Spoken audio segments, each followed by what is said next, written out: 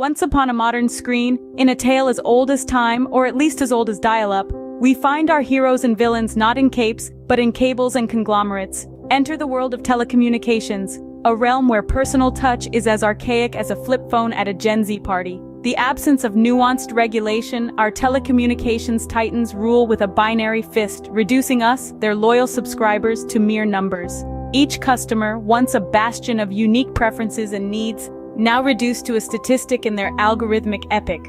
Privacy, a quaint notion like handwritten letters or privacy itself. Here, in this cold digital empire, our identities are shaped not by our stories, but by our data usage. The conglomerates, in their quest for efficiency, have mechanized empathy.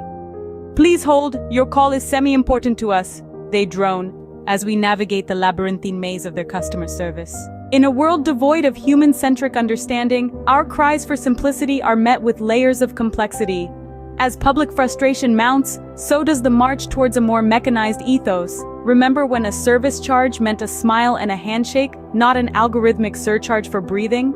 Failed policies become the mirror reflecting the conglomerate's Frankenstein, a network that prioritizes control over connection. We look back not in anger, but in bewilderment.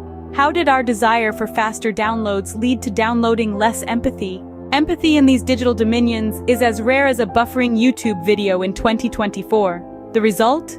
A cyber society where individuals are not part of the user experience, but are the experience dissected, datafied, and depersonalized. Efficiency and impersonality, the twin pillars of our digital overlords, create a bottleneck in our quest for digital harmony. The irony? In their pursuit of streamlining communication, they've clogged the very channels of understanding. A cacophony of needs and corporate greed play a discordant melody. The tune, a symphony of misaligned objectives and misunderstood customers, humming to the tune of "We value your call, please wait indefinitely." A chasm widens between our yearning for humane digital touch and the icy fingers of corporate ambition.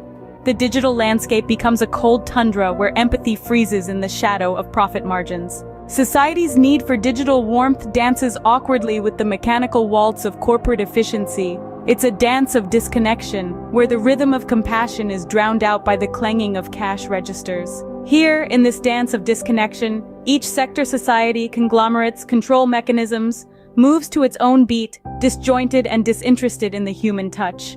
We've become background extras in a movie about our own lives. As human-centric communication crumbles, we witness the disintegration of corporate ethics and societal cohesion.